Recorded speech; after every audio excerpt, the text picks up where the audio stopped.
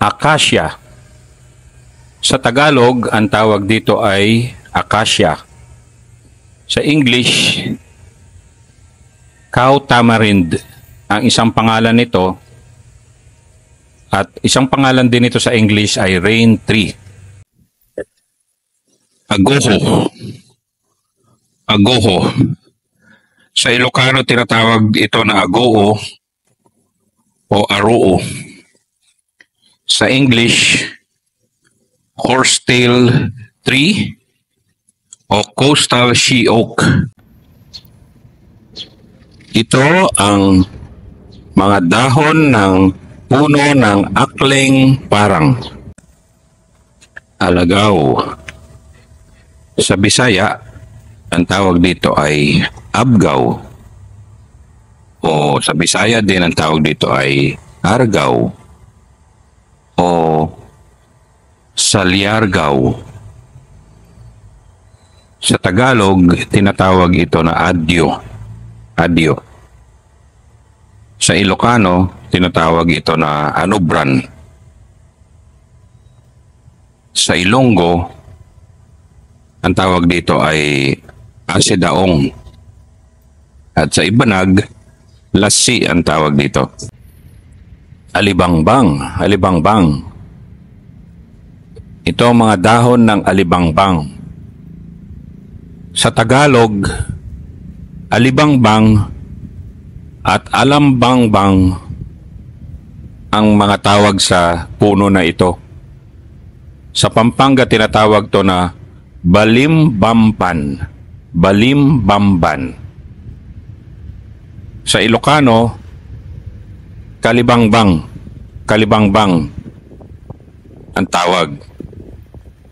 Sa English, ito rin ay kilala bilang purple orchid tree. Almasiga. Sa Hiligaynon, ang tawag dito ay bidyangaw. Sa Ilocano, uningyat. Sa Bicolano, ang tawag dito ay adyangaw. Sa Bisaya, salang ang tawag din dito na isa o anano. Sa Tagalog, ang tawag sa almasiga ay salong. At sa Itneg, ang tawag sa kanya ay titwag. Alugbati. Alugbati. Sa English, ang tawag sa kanya ay Malabar nightshade. Malabar nightshade. Sa Tagalog, libato at grana ang isang tawag sa alugbati. Sa Ilocano, ilaybakir. Ilaybakir. Sa Visayas, ang tawag sa kanya alugbati. Simpleng alugbati lang. Alupag. Alupag. Ang scientific name niya ay Democarpus didaima. Democarpus didaima. Amarillo. Amarillo. Sa Tagalog, o marigold. Marigold. Ampalaya. Ito po ang ampalaya. Sa Kapampangan, ang tawag dito ay apalya. Sa Ibanag, ito ay apape. Sa Ilocano, ang tawag dito ay parya. Sa English, bitter gourd. Ang puno ng amuyong. Amuyong. Sa Visayas, ang tawag sa kanya ay amuyon. Bisaya, amuyon. Sa Ilocano, sagyat. Sagyat ang tawag sa amuyong. Anahaw. Anahaw. Sa Bicol, tinatawag ito na bulos. Tagalog, tinatawag din ito na luyong. Sa Ilocano, bilang ang anang. Anang. Yan po ang dahon ng anang. Sa Bisaya, Ang tawag sa kanya ay kunalum. Anonang. Sa Tagalog, anong o saloyong ang tawag dito sa halaman na ito. Sa Bisaya, ang tawag sa kanya ay bibili. Sa Ilocano, sinaligan. At sa English, ang anonang ay tinatawag na soapberry. Antipolo. Sa Tagalog, tinatawag ito na kalamunggi. Sa Bisaya, kalo ang tawag dito.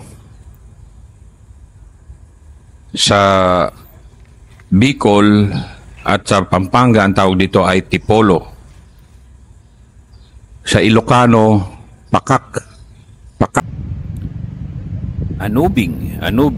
Yan ang puno ng anubing. Sa Tagalog, maraming tawag dito sa anubing. Tinatawag siya na anobling, anobong, ingang, at kanet. Sa Bisaya, bayuko ang tawag sa anubing. Tinatawag din siya na kubi at kilikili sa Bisaya. Apitong.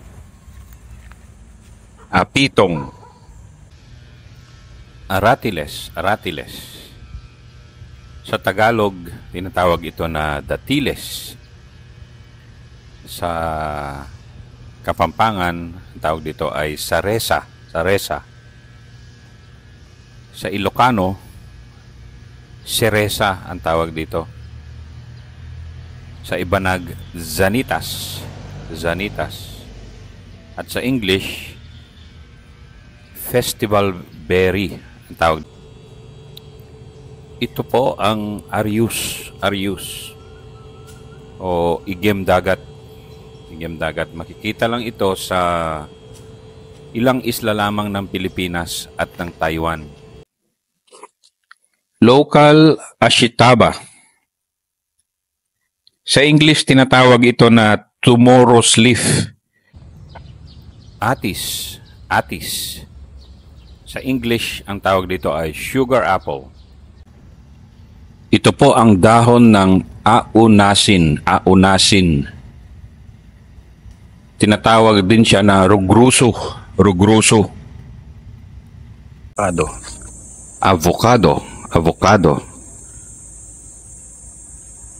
Ang scientific name nito ay Persea american.